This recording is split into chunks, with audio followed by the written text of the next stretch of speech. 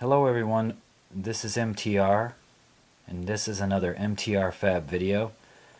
Today I'd like to talk about tape measures.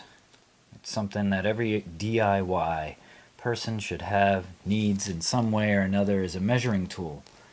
Now, I just bought this fancy new Stanley Fat Max Auto Lock.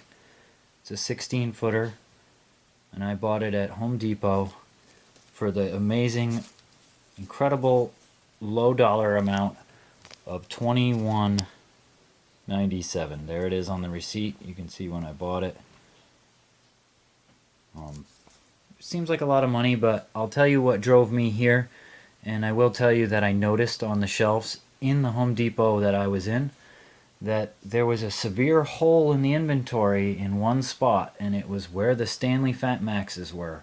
It seemed like they were almost all gone. All the classics had been scavenged up, and I would see a lot of guys typically like to carry Stanley Fat Maxes.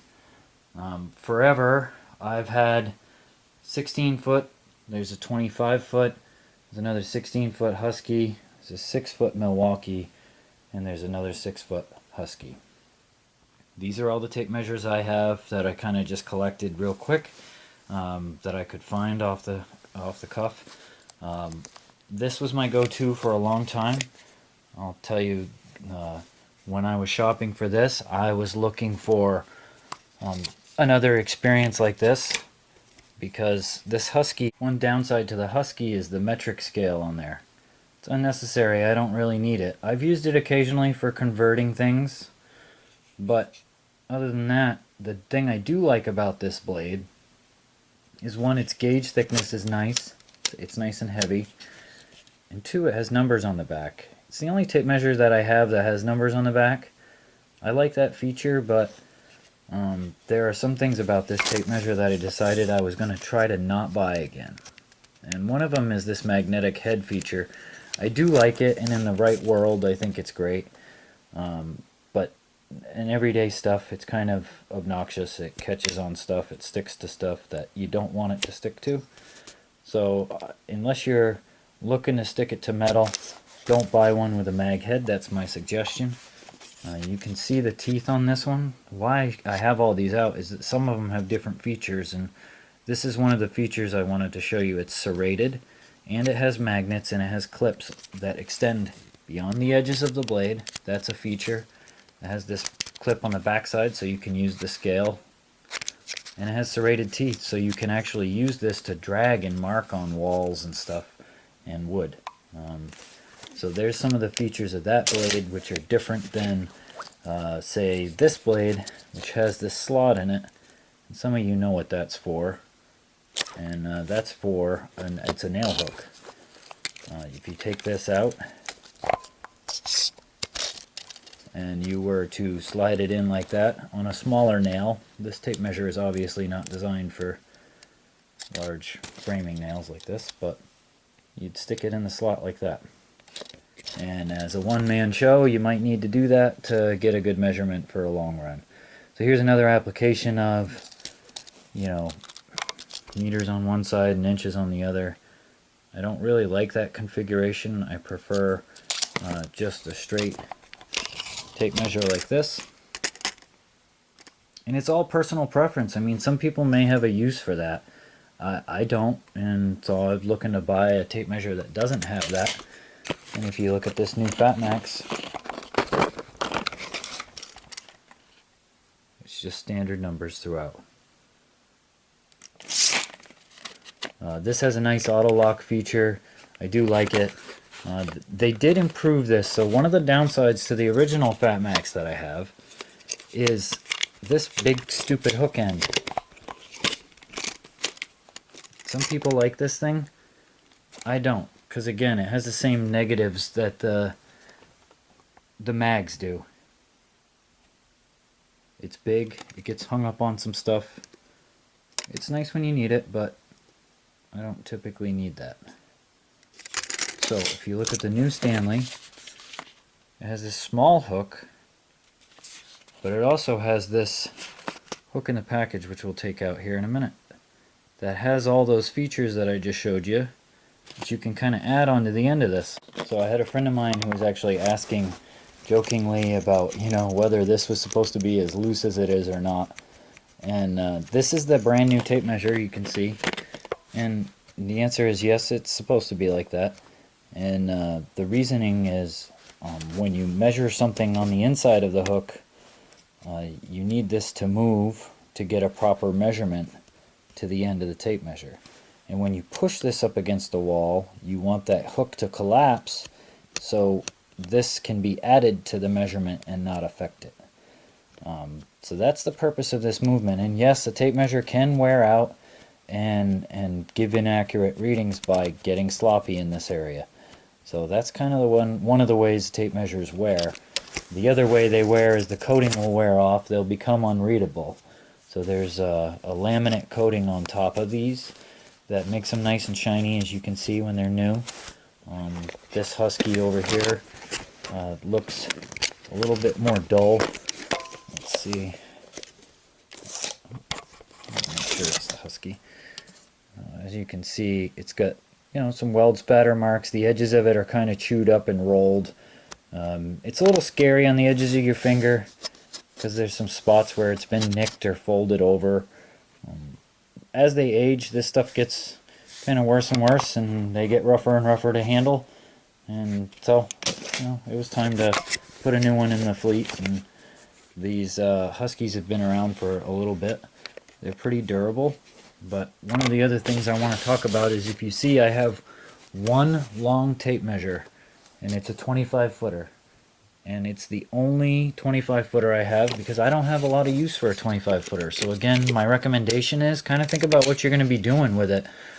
Typically, I don't measure things that are this long, so this thing doesn't get a ton of use. It's available when I have a need for it, but it's not my go-to carry. I prefer a 16 foot. I prefer a 16 foot with a wide blade and a large head that's non-magnetic. And this new one, basically the only thing that's different is it has this nice auto lock mechanism that I think I'm gonna like. And the hook is removable, and it actually stores in the front here. So I think I'm gonna like this. This is made in USA with global materials, is the garbage that they're saying. So it is what it is. That's what I bought, and those are some of the reasons behind it. I think if you look at what everybody else is doing that I saw, I think this is your best shake at it. You can buy the classic 25 footers in like a 2-pack for less money than you bought. I bought this one for. I am aware of that, but I think the features that are involved in this, such as this lock and the ability to take that hook off, are going to make me happier with this than I was with the original Fat Max that I've had for a long time. So again, pick your length, pick your poison. Do you want magnets in the end of it? Do you need to be able to scribe on stuff? Do you need the metric scale? Do you need 25 footer? Do you need a 50 footer? What are your objectives in your measuring activities? And that'll help you get in the right direction. I've given you some pointers about what I like about each one of these. There's some are really well used. Like this guy has had some years of abuse. Again, I use this in the metal shop. I kind of just stick this to the bench. It has a nice mag on the back. If you're doing stuff on the road, I don't suggest it because you'll just end up leaving it somewhere. But it's nice if you have it in your shop and you want it to stick around.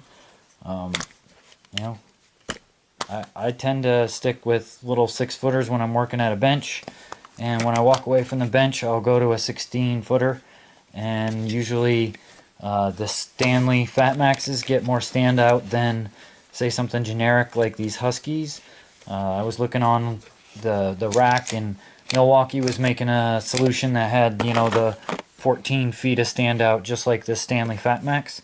I have no experience with the full-size Milwaukee tape measures. I do like this little guy that I have. It's nice for smaller stuff. But so a couple things I do want to say after I got this out of the package. I'm glad the hook is removable now. It does come off and on nice and easy. Of course, this is hokey where they give you to store it. I mean, you're gonna just lose it as a contractor. I mean, I don't care. You're gonna lose it unless you're using it. So I don't know about the whole removable hook thing. Either you're gonna want to use it or not. It does go on nice and easy and comes on and off. But the auto lock is awesome. It feels good. I do like the rest of it. Some of the features I'm gonna cut on with almost all tape measures are marked at the end, even if they're not on the body, as to what their overall length is. So you see in the red it says 16 foot. That's a common marker.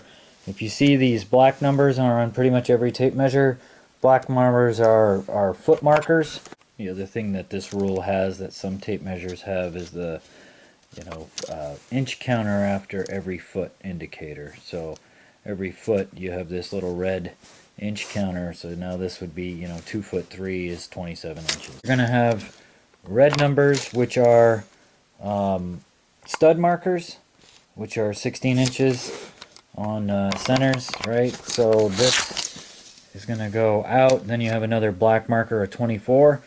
But in the middle of them, you have this peculiar little diamond.